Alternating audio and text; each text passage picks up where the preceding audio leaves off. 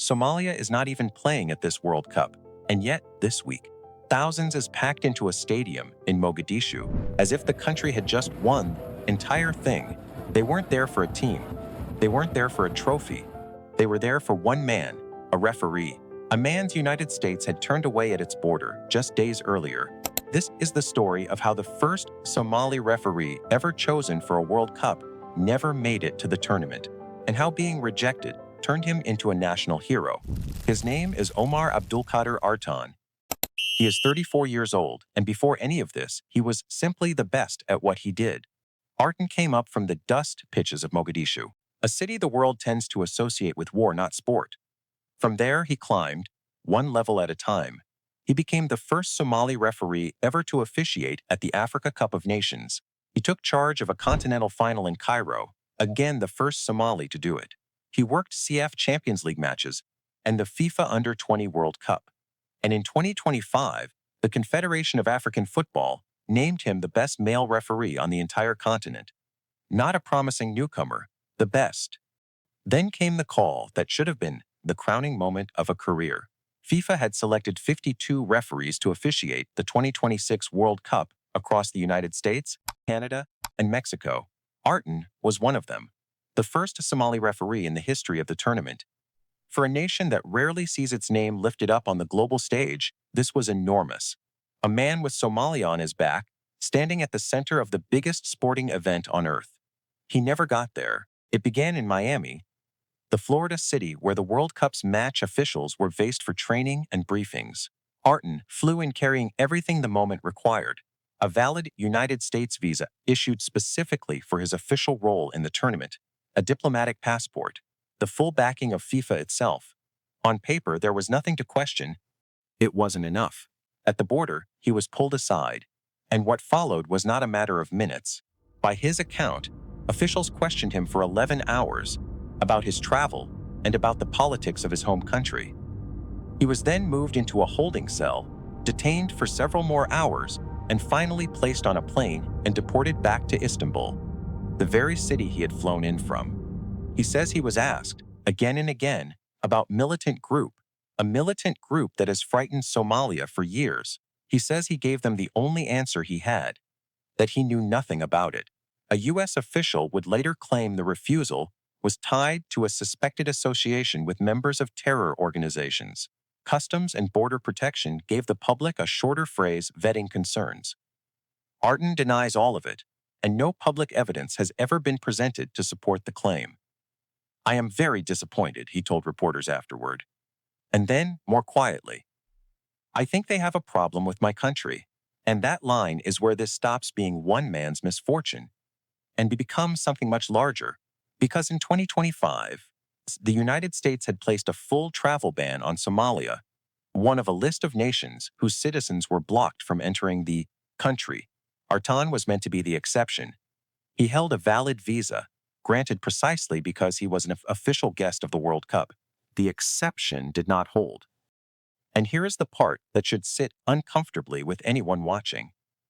Years before the tournament, to win the right to host it, the United States gave FIFA a formal assurance that eligible athletes, officials, and fans from every country in the world would be allowed to attend. That guarantee was the foundation the entire World Cup was built on, and one of the first people it failed was a referee FIFA itself had chosen. He was not alone in being caught by it, either. There were warnings from the start. The U.S. president had earlier threatened to bar Iran from the tournament before FIFA intervened. Critics had warned for months that the world's most open sporting event was being staged behind some of the world's hardest borders. As one prominent former footballer put it, watching the stories pile up, every few hours, it was another one. The decision to turn Artan away was defended at the highest levels. The head of the White House task force, overseeing the World Cup, stood behind it. So did the U.S. Homeland Security Secretary. From the other direction came disbelief. Somali officials voiced deep regret. Football figures across spoke out. And FIFA, the very body that had appointed him, declined to fight for him, stating it has no role in a host country's immigration decisions. When pressed about the failure, FIFA's president, Gianni Infantino, told critics to chill and relax. A referee was caught between a promise and a policy, and no one with the power to fix it chose to. But this story does not end at an airport in Miami. It ends at one in Mogadishu. When Artan's plane taxied to the terminal at Aden Adi International Airport, a crowd was already waiting. Blue-berated police, government officials, members of the Somali Football Federation, journalists, and ordinary citizens, all pressing toward the aircraft as it came to a stop. They met him with flowers, they draped him in the sky blue flag of Somalia, and then they lifted him onto their shoulders. Thousands gathered in a stadium, not to watch a match, but to honor the man who had been turned away. A country that wasn't even competing in the tournament turned out as though it had won the whole thing. He later appeared as a special guest at a local football match, greeted by crowds holding up his photograph and waving the flag. "I will always remember this," he told them. "It is a special honor for me that you came for me from across Mogadishu and the country." The support reached far beyond Fort Somalia's borders.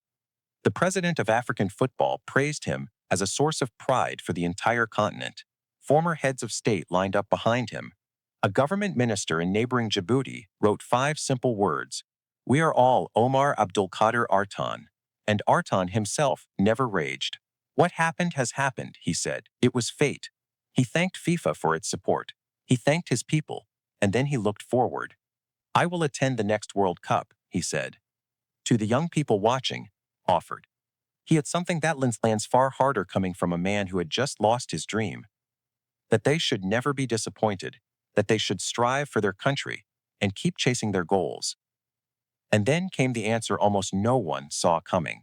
Within days, European football's governing body, UEFA, appointed Omar Artan to officiate one of its showpiece fixtures, the Super Cup, the annual clash between the champions of Europe's biggest competitions, barred from the World Cup by one continent, handed one of the most prestigious assignments in the game by another. And he has already pledged to be there at the next World Cup in 2030. So here is where it leaves us. The tournament kicked off on Thursday across 3 nations, sold to the world as football's great unifier, the game that belongs to everyone. And before a single whistle was blown, it had already turned away one of its own, a referee, not a politician, not a threat, a man who rose from the pitches of Mogadishu to the very top of his profession, only to be stopped at a border. They rejected him at one airport. His entire country carried him home from another. Remember the name, Omar Abdulkadir, the referee who never made the World Cup and somehow became its story anyway.